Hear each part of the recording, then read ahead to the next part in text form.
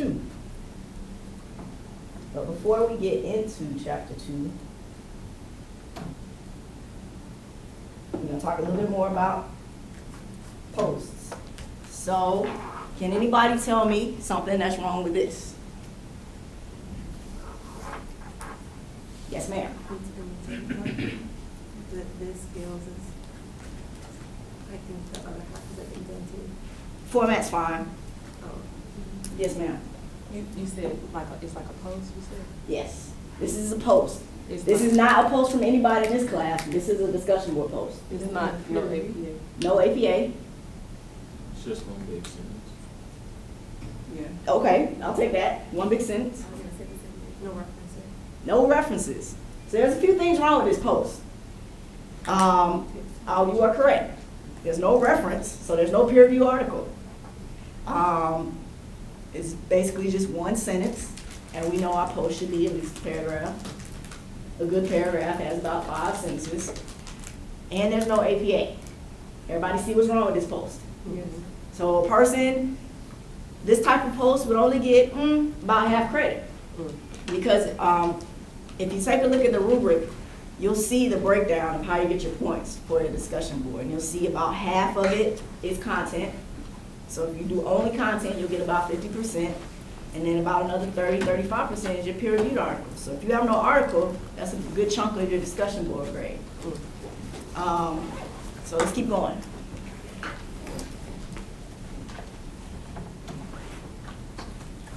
Tell me what's right about this post. It has a reference. It has Intext citations. Yes, it has in-text citations. Let's stop there.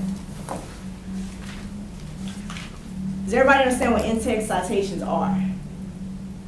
This is an in-text citation. An in-text citation is basically you giving credit to the author.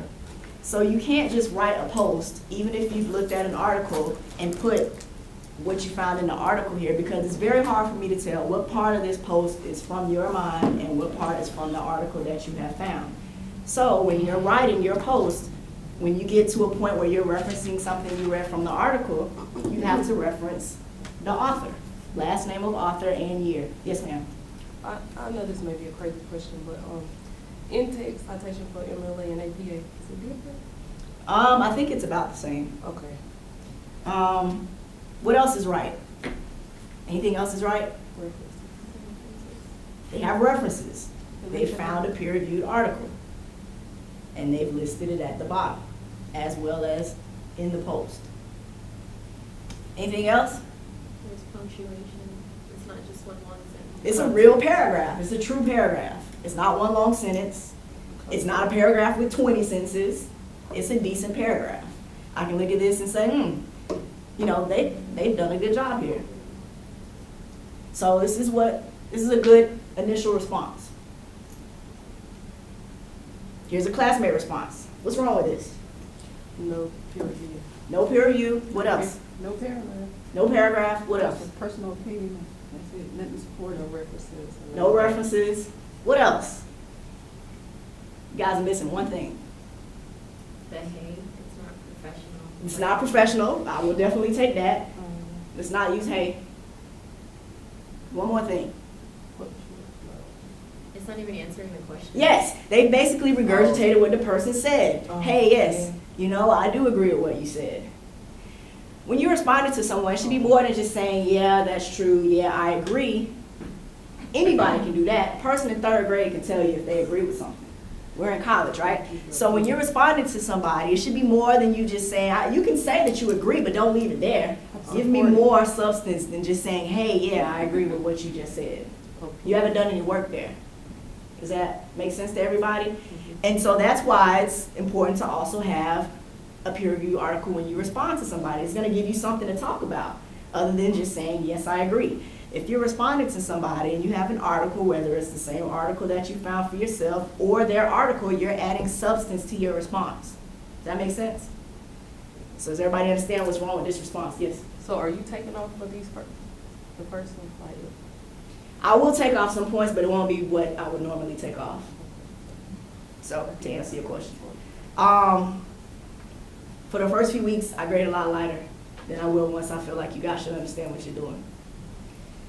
Any other questions about this? This is a good response. Tell me what's right. References, They have a reference. The content. What else? good sized paragraphs. Paragraphs. Now, you don't have to have 2 paragraphs. I picked somebody that went above and beyond, yes. But there's substance here, is the take home here. It's more than them just saying, I agree. Right? They basically said they agreed, but they added to it. They added substance to it. That's what I want to see. Again, you do not have to write 2 paragraphs like they did here, but I do want to see that you've added some substance besides just saying, hey, yeah, I agree with what you said, or just regurgitating what they've already said in their post. Any other questions or comments about this? We're doing this so that everybody can see how it should look. So the following week, everybody's post should look a lot better, right? Right. And nobody can say I didn't know. So is everybody clear? No questions? Because we won't go over this again in class. If you want to come to my office, that's fine, but we won't go over it again in class. So I want to make sure everybody's questions are answered. Everybody good? All right. Now we got all of that stuff out of the way. Let's talk about a leader. Tell me how you define a leader. Yes, ma'am. Someone that's able to basically have a group of people do something or believe in something. The So- power of empowerment of other people. Okay, so I heard you use empowerment and someone that can have other people do something. What's a better word for that? Influence? And Okay. Anybody else? Confidence. Confidence. Very good. resilience. Sorry? Resilient. Resilient. Resilient, okay. Good term. Anybody else? Nobody else? All of the examples that you guys have provided are definitions of a leader. They have to be resilient, flexible, willing to change, confident. Confident was a great one. You have to be confident if you're going to lead others. And it's always helpful to have influence. It's a lot easier to have followers when you can influence them, right? I had a video. It's not working. Don't hold it against me. So we're going to keep going. In the chapter, it talks about leaders and managers. So I need some volunteers. And you probably haven't read the chapter yet, so this should be interesting. I need some volunteers to come up and put an L or an M next to which of these tasks you think are a leadership task or a management task. Big hint, all this is from the book.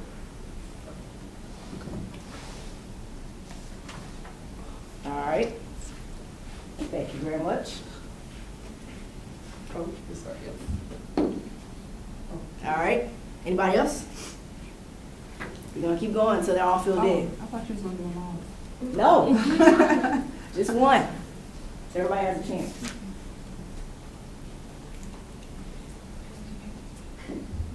Thank you very much. Come on down.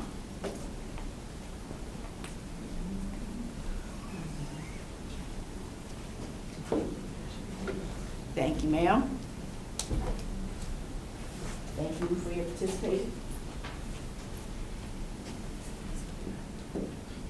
All right, thank you.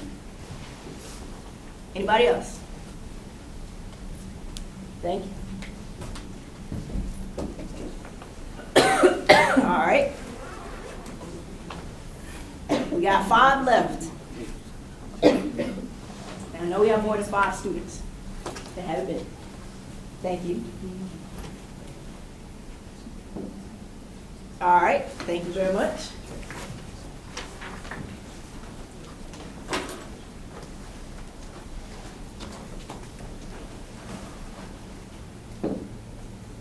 All right, thank you. 2 left, 3 left. I can't count.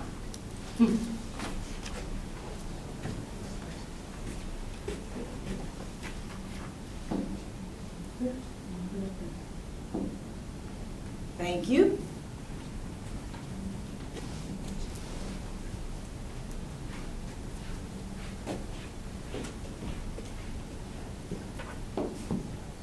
All right, now we have 2 left.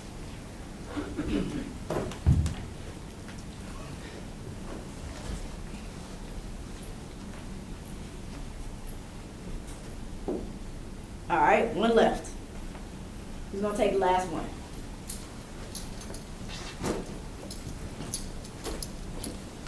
Thank you, sir. Way to be confident. All right. Thank you, everybody, for your participation. We got everything filled in. Now, are all of these correct? Yes. I hear 1 yes. Wait. Are all of these correct? Hold on.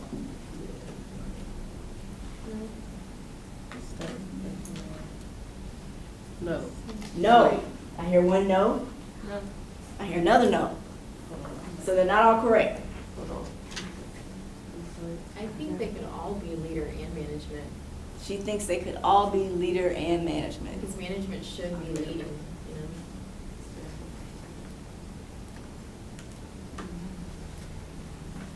Any other thoughts? According to the book, Wait, all of these yeah, they correct. are right. I misread something. she says no. I misread. Does anybody agree with her? She says no. Anybody else? She's correct. Tell me which one should be changed. Plan and futures. Plan future strategy. Is that correct? That's wrong. It's leadership, right? Isn't it leadership? That's the one? That should be a leader. It's a leader. Any others? Is that the only one?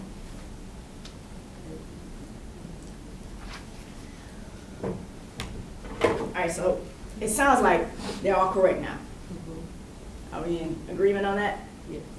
All right, so you guys did a pretty good job. Thank you everybody for participating. These are all according to the book. Now to go back to Ms. Andrus and her comment, I kind of agree with her somewhat. Not necessarily for all of them, but for some. For some of these, it could be both. And it should be both. But there are some distinct ones that, you know, a manager should definitely be handling and a leader should be handling.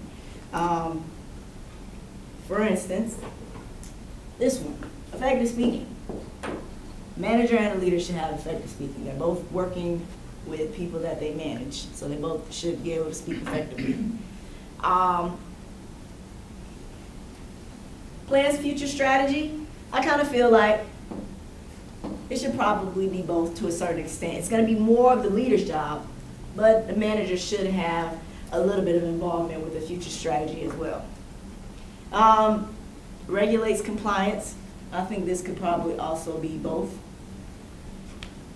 And the rest, I think, are good where they are. Does anybody have any comments or questions about how we did that? Today we're going to be talking about both of these and some of the differences between the two. Does everybody understand that there are differences? They're not the same. Okay, great. This is a diagram that's also in your book, and it somewhat also illustrates the differences between leadership and management. So inside the circle, we have our internal stakeholders, our administration, our management focus, everything internal, operations, professionals. So this stuff that's internal, for the most part, is more of the management duties and more of the things that they handle. Outside of the circle, in the big square, we have our external stakeholders, our media, government, vendors, policy, community groups, financial stakeholders, strategic partners. These are the people that the leader will work with more so than the manager. These are all things that are external more bigger picture outside of the organization, but things that are still very important to the success of the organization. And those are things that the leader will focus on more so than the day-to-day operational things that go on regularly, tasks that the manager focuses on. So does everybody understand the differences between this diagram? Leadership and management focus. Management focus, internal. Leadership focus, external. It's an easy way to remember. Here are a few different types of leadership theories that have been created over time. Since there's a good number of theories here, I'm not going to go into each of these, but these are the ones from your book that I found that were most important. So at some point when you're reviewing this chapter this week, just take a look at these theories of leadership. These are more of the common theories of leadership that you'll find leaders to focus on and to try to practice in their own leadership styles. Emotional intelligence. Does anybody know about emotional intelligence? Know what it means? Have you ever heard of it? You have? Yeah. A little bit.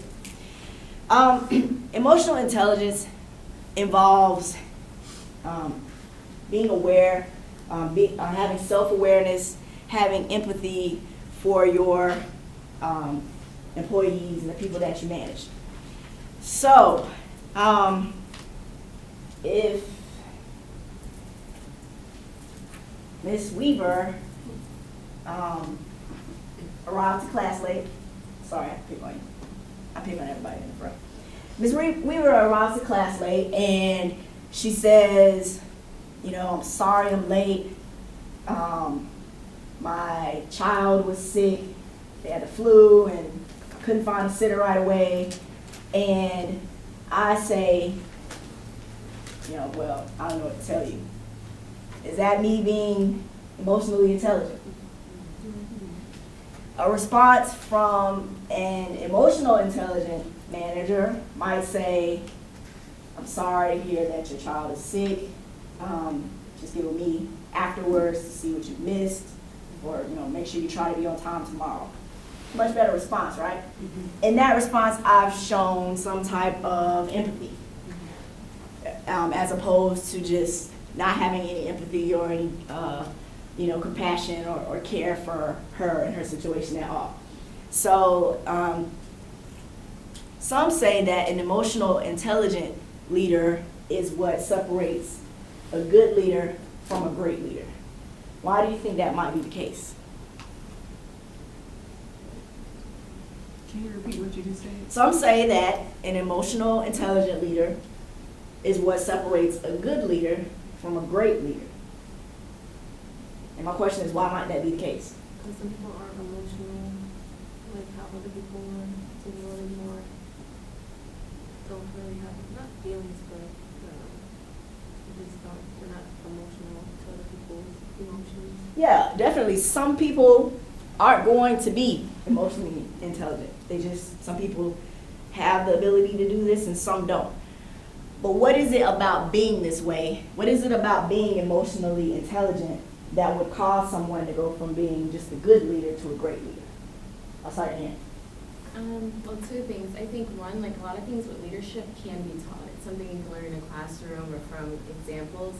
But emotional intelligence is something that comes from within, so it kind of connects you to whoever you are working with or working for, or who's working for you.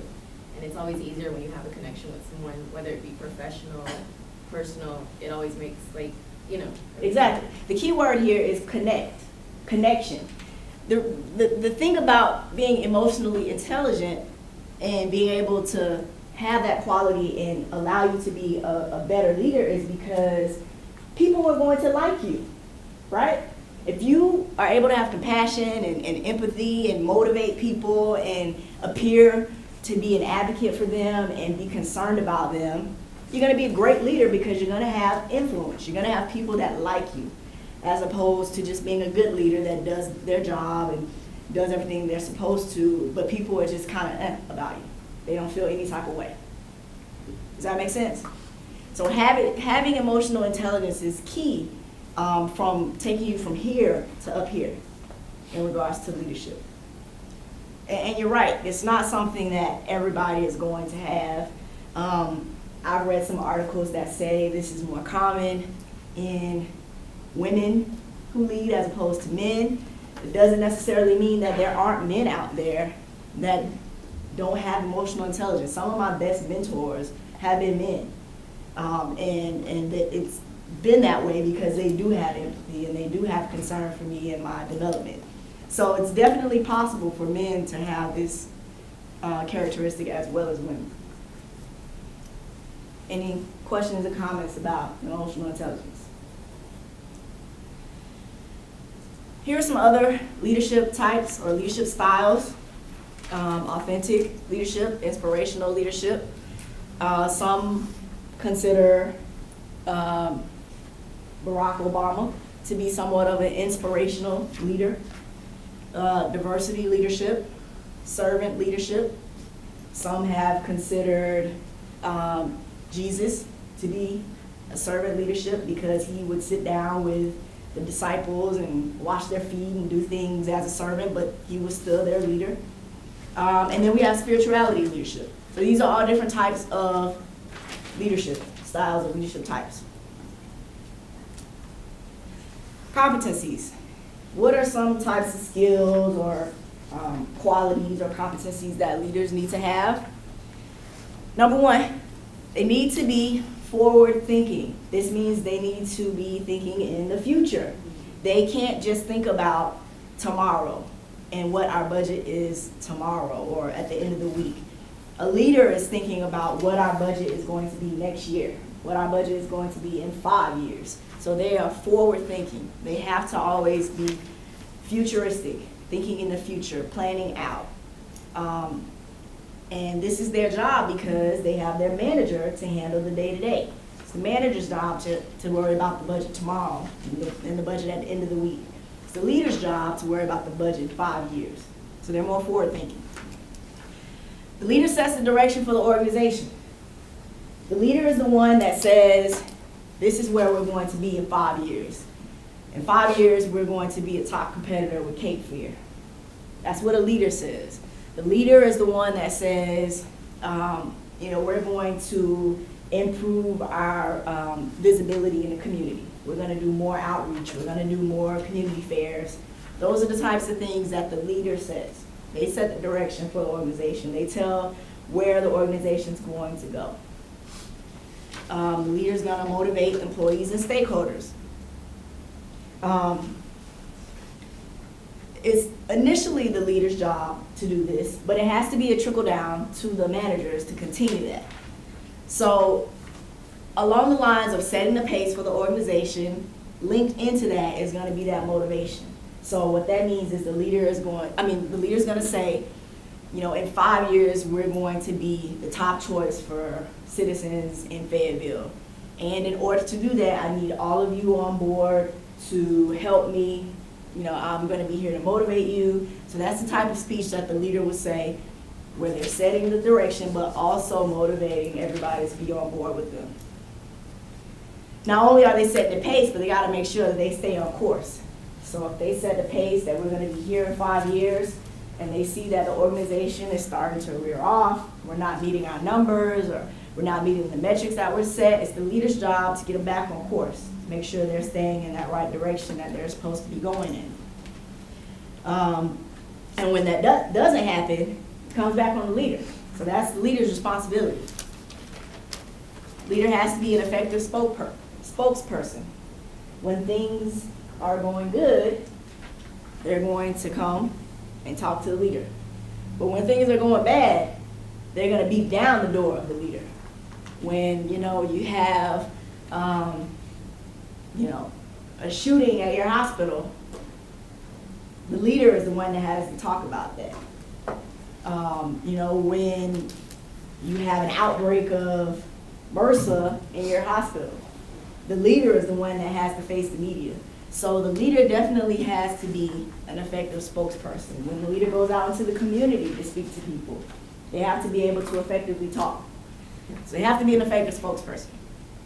Determining strategies for the future. This goes along with the forward thinking.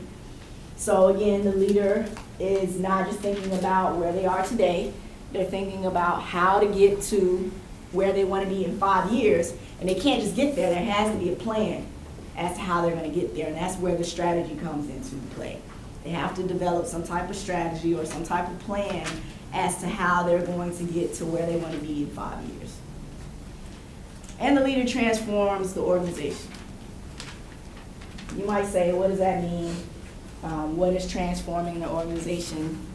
Well, you may have an organization that has been losing money historically for the past 2 years, past 3 years, and the CEO gets fired and a new CEO comes in. Well, they have a lot of work to do. They have a lot of cleaning up to do. They have to change processes that aren't working.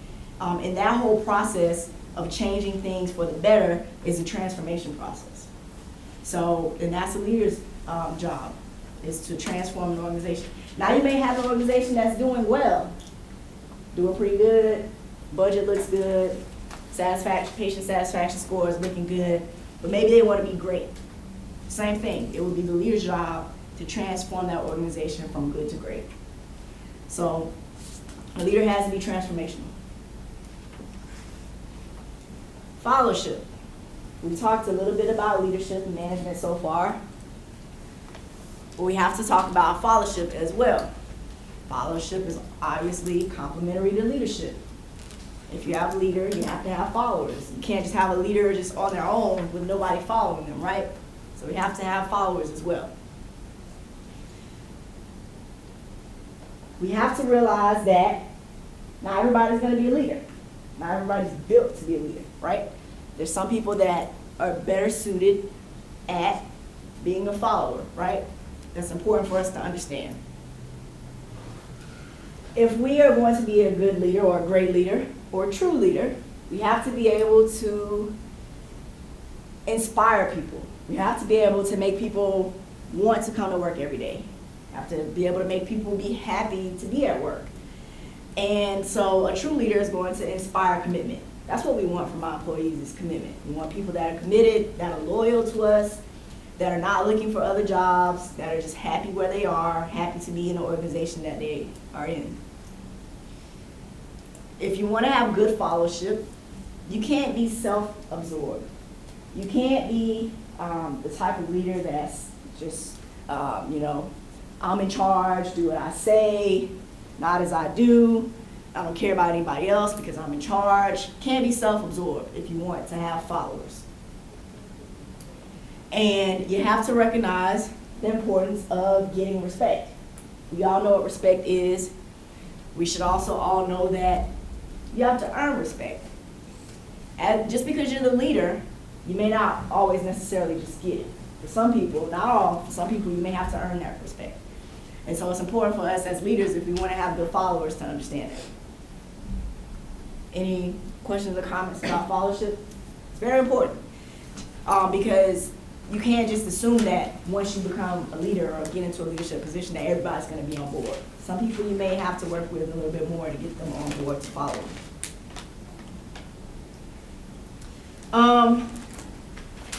Your book discusses some of the history of leadership.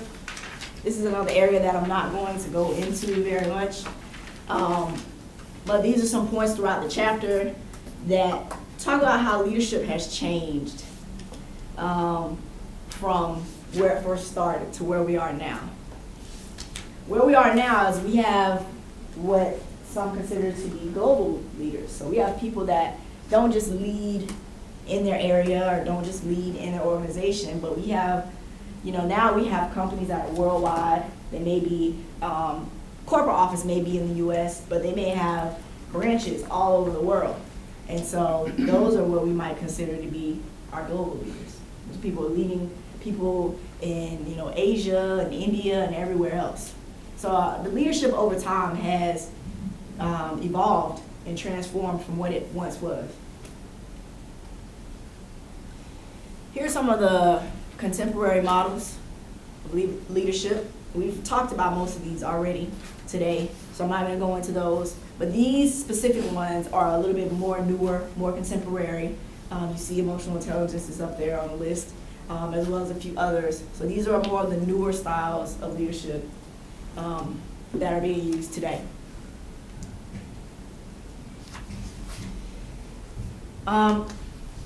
Here are a few leadership styles that kind of go along with a particular type of behavior.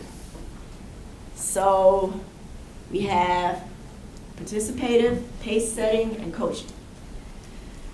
Obviously, participative is kind of how it sounds. So if you're a participative leader, you won't necessarily lead from behind here. If you're a participative leader, you do something like this. You're a leader that is going to jump in, sit down next to your employees, and work as a team. You're going to participate. You're still a leader, but you're going to participate with everybody else. So we have pace setting. Pace setting leadership style is basically just what it says. You're going to set the pace for whatever it is that needs to be done. And coaching.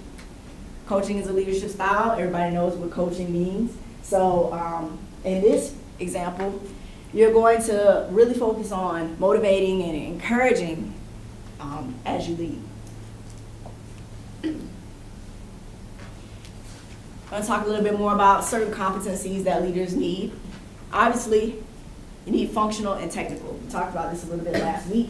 Even if you're leading, you still need to know how to do certain things. You need to know how they work, even if you're not doing them every day. You need to know how things function.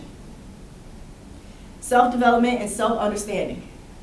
Just because you're a leader doesn't mean you have to stop working on yourself. You still need to be developing yourself continuously.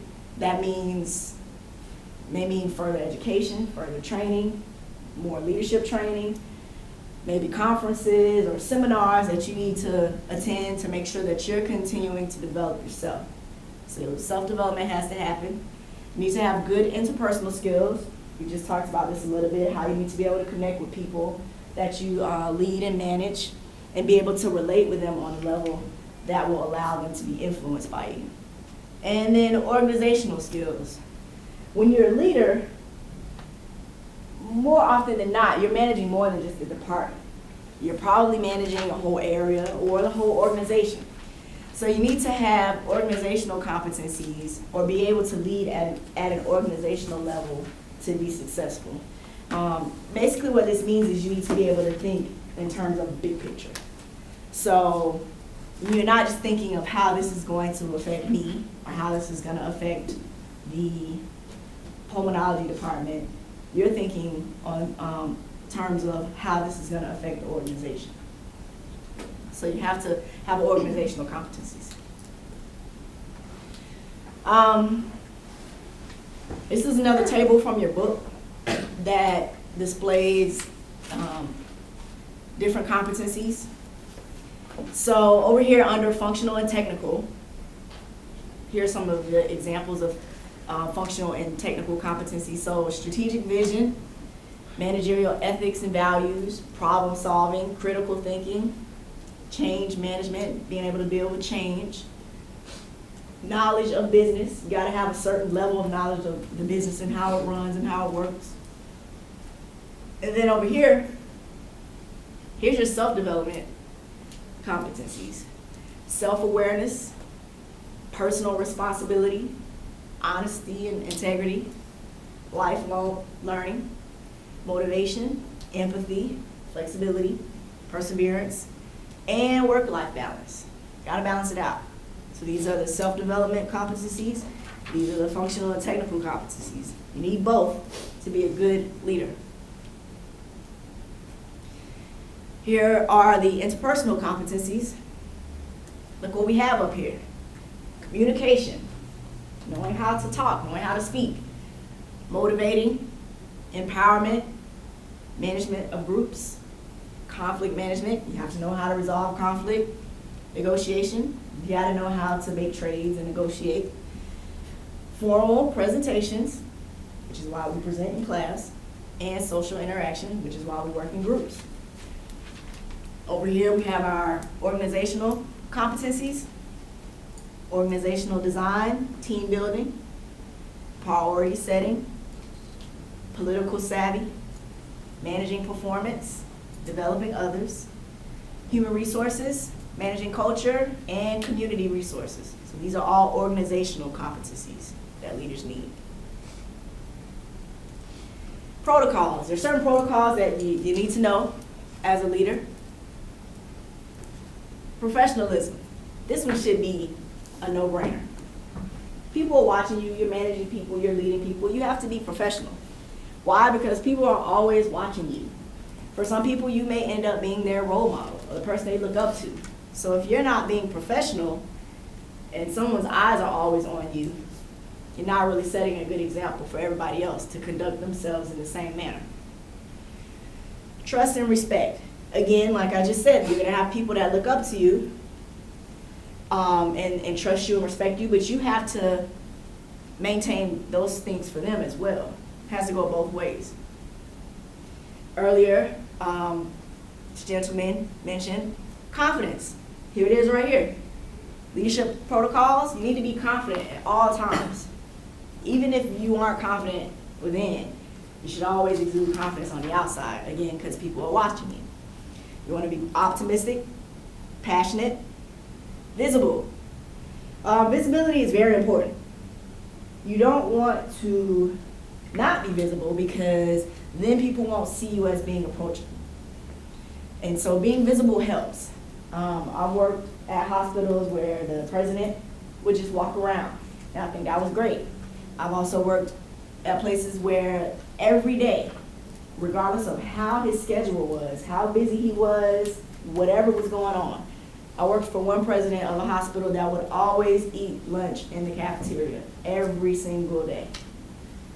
There could have been a fire in the cafeteria earlier that day. He would still come down and eat lunch, regardless of what was going on.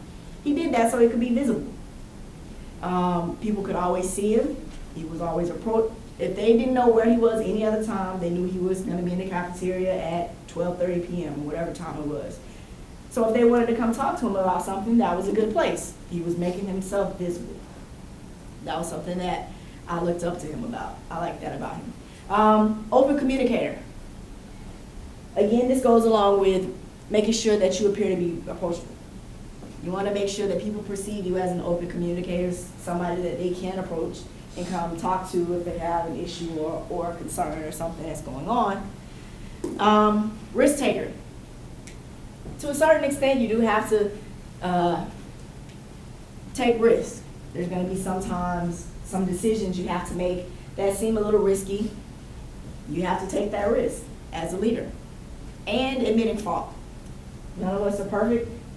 We all make mistakes. A good leader is one that can own up to that and say, you know, what I did, that was an error, or I made a mistake, or apologize, whatever the case may be, have to be able to admit fault.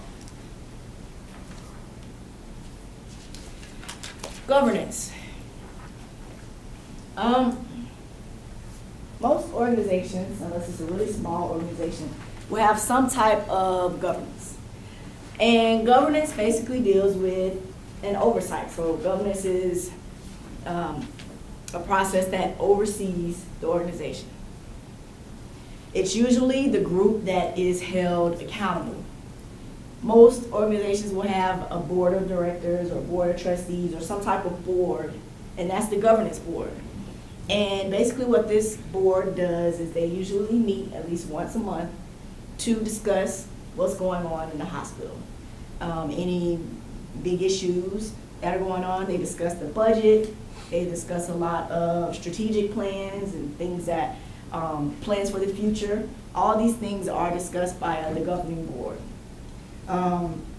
When new physicians want to come into the hospital and work there, they have to be approved by the board.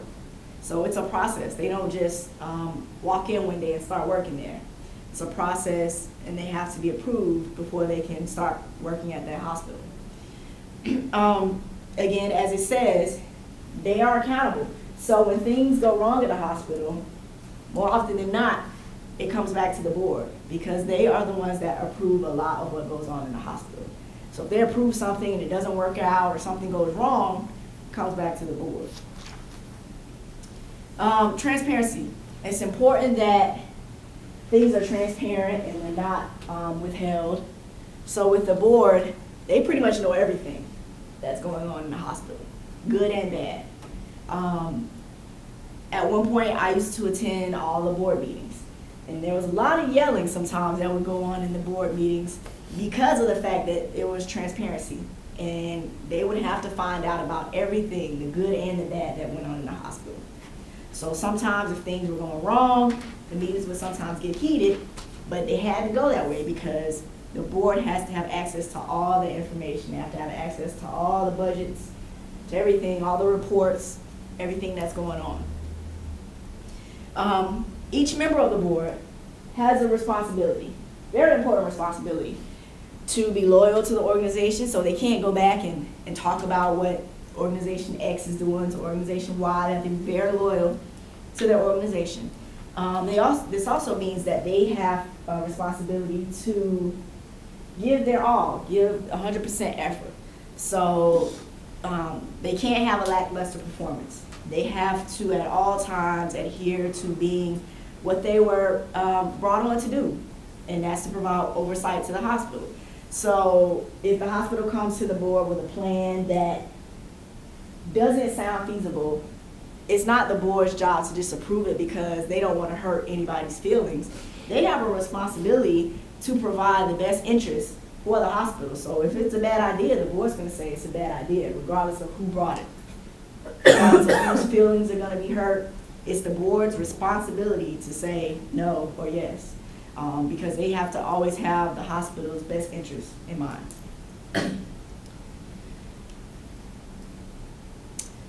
These are some of the trends that have been happening lately within governance boards or boards of trustees.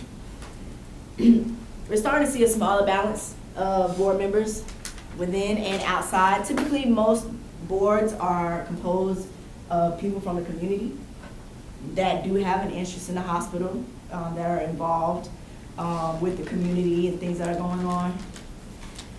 Now, conflicts of interest have to be disclosed. In the past, it didn't always have to be disclosed, but now if a board member, I don't know, works at another hospital or works with another healthcare organization, all that kind of stuff has to be disclosed. Strategic information presented. You know, we talked about this a little bit. Within the board meetings, a lot of times the strategic plans will be discussed, they'll be approved, they'll be denied. All those things are presented within the board in their meetings. Evaluations are used to identify issues. And now, for some organizations, the boards are getting more opportunities to lead. So they're getting more leadership responsibilities as well. So let's talk about some barriers and challenges, not just to governance, but to leadership as a whole. Top one, laws and regulations. Laws are always changing from year to year at a state level, as well as at a national level. So obviously that's going to present challenges to us, because if we've created policies within our hospital to abide by certain laws, and then laws change, what do we have to do? We have to go back and change our policies also to keep up with the changing laws. Physicians. Physicians are great people. They also can be difficult to work with sometimes. Sometimes physicians have a perspective that because they save lives and they help to heal patients, that they are in charge, and that you as a manager, as a leader, are just a placeholder. So sometimes physicians and leaders do this right here. And so sometimes it can be a challenge, because you may, as a leader, be trying to set certain policies to do things this way, and you may have a physician that wants to do things their way. So it can be a barrier sometimes. New technology. A great example of this is electronic medical records. It's something that most offices are trying to change to, most hospitals are trying to change to, but there's barriers to that. There's barriers because physicians don't want to do it, physicians don't want to document, there's some nurses that don't want to document, or maybe it's just the learning curve. Maybe you do have everybody on board and they do want to use the EMR, but they just aren't tech savvy. They're not used to doing it on the computer, or they've been practicing for 30 years and now they have to do it this way. It's difficult. So new technology sometimes can be a barrier. And the culture of safety. Quality is continuing to be more and more of a driver for patient satisfaction and outcomes, and because of that, the culture of safety has been heightened. And so that requires not just us as leaders, but everybody in the organization to have a heightened awareness of this. So it can also be a barrier or a challenge. Now, just because we have these challenges, these barriers, we still have to remain ethical, especially if we're in a management or leadership position. We have to always remain ethical. And so that means we have to always make sure that we're behaving appropriately. Doing right versus doing wrong, we have to know the difference. We have to, understand bioethics and everything that comes with that, as well as managerial ethics. And each organization should have a code of ethics. And that's something that should be followed by everybody, including you, the leader or the manager. And so whenever there's a question about something or how we should approach this, or what are we supposed to do because this young lady has refused her blood transfusion because of her religion, let's refer to our code of ethics. So at all times, as a manager, a supervisor, a leader, you should always be leading ethically. That's very important. Because especially in an area like healthcare, you have to always remember to behave ethically, because we're dealing with lives, we're dealing with family members of people, so it's a little different as opposed to another industry. And we're running out of time, so I'm going to stop here. Does anybody have any questions about what we talked about today?